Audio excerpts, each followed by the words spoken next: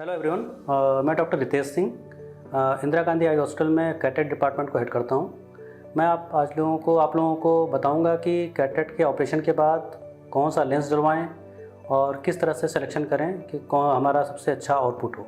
इस बारे में सबसे ज़्यादा कन्फ्यूज़न होता है कि अगर हम लेंस चूज़ करते हैं तो उसके बाद रिज़ल्ट कैसा रहेगा और कैसा हम दिखाई कैसा देगा।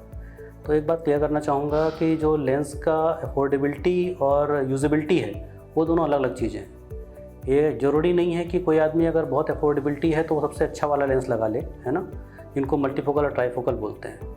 लेंस जो हमारा यूज़ चॉइस करना है वो बहुत अपने जॉब प्रोफाइल और वर्क प्रोफाइल और नीड को देख के करना है। मेनली दो कैटेगरी होती है लेंसेज की जो कैटेट के बाद लगाए जाते हैं। एक होता है रिजिड लेंस, दूसरा होता है फोल्डेबल लेंस। रिजिड लेंसेज जो होते हैं वो बहुत पहले यूज़ किए जाते थे। एसाइसिस नाम की टेक्निक थी पहले, जिसमें मोतियाबिंद निकालते थे चीरे से तो उसमें से एक लेंस डालते थे जो रिजिड लेंसेज थे।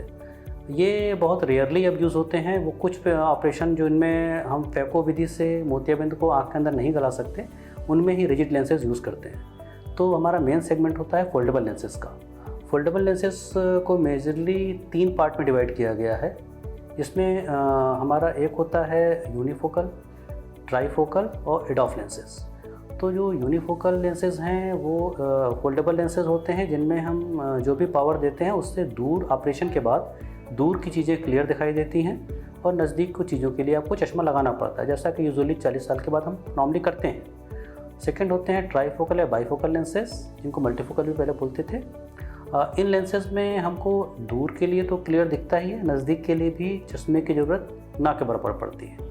तीसरा है एडॉफ लेंसेज, जिसमें दूर का और इंटरमीडिएट का हमें क्लियर दिखाई देता है। लेकिन ये तीनों कैटेगरी के लेंसेज सबके लिए सूटेबल नहीं है। मेनली जो ट्राईफोकल लेंसेज हैं या बाईफोकल लेंसेज, मल्टीफोकल लेंसेज हैं, वो उनको यूज़ नहीं करना है जिनका रात में ड्राइविंग का जॉब है या फिर जिनको कोई और डिजीज़ है, रेटिना की बेसिकली डिजीज़ जिनको होती है, मैक्लोपैथी है या कोई भी डिजीज़ है, उनमें इस तरह के प्रीमियम ट्राईफोकल लेंसेज अगर लगाते हैं और बाद में रेटिना की प्रॉब्लम होती है तो उनको परेशानी ज़्यादा होती है। सेकंड है आपका, अगर आपको कंप्यूटर या मोबाइल पे ज़्यादा काम करना है और बहुत नज़दीक का काम हो ज़्यादा नहीं करना है और थोड़ा बहुत ड्राइव करते हैं तो उनके लिए एडॉफ लेंसेज सबसे बेस्ट होते हैं। कुछ लोग जिनमें नज़दीक और दूर दोनों का काम है लेकिन वो ट्राईफोकल और बाईफोकल लेंसेज अफोर्ड नहीं कर सकते क्योंकि वो कॉस्टली हैं, उनके लिए हम मोनोविज़न करते हैं। मोनोविज़न का मतलब होता है आपने एक आँख का ऑपरेट कराया, उससे आपने दूर की रोशनी करेक्ट कराई, दूसरे आँख का ऑपरेशन कराए, उससे नज़दीक की रोशनी करेक्ट कराई। इसको मोनोविज़न बोलते हैं। ये बहुत सारे लोगों में वर्क करता है, बहुत सारे लोगों में वर्क नहीं करता है। इसके लिए हम पहले कॉन्टैक्ट लेंस ट्रायल कराते हैं एक आँख में लगा के, जिससे वो साफ देख पाते हैं। उसके अलावा जो लेंसेज का सिलेक्शन है वो बेसिकली आपके और भी चीज़ों पर डिपेंड करता है कि मोतियाबिंद कैसा है आपका और किस टाइम पे करा रहे हैं। जितना आप अर्ली ऑपरेशन कराते हैं रिज़ल्ट उतना अच्छा रहता है और हम फैको विधि से उतना बढ़िया रिजल्ट ले पाते हैं। तो जब भी आप अपना कैटेट ऑपरेशन कराने जाएं अपने किसी का, उसके रिक्वायरमेंट और जो प्री रिक्विजिट्स हैं उसके बारे में ज़रूर बात करें। और ये ध्यान रखें कि कोई भी मोतियाबिंद के ऑपरेशन के बाद थोड़े बहुत नंबर की ज़रूरत पड़ती ही पड़ती है। ऐसा नहीं है, किसी भी ऑपरेशन में ऐसा पॉसिबल नहीं है कि मोतियाबिंद के ऑपरेशन के बाद बिल्कुल चश्मा ना लगाना पड़े।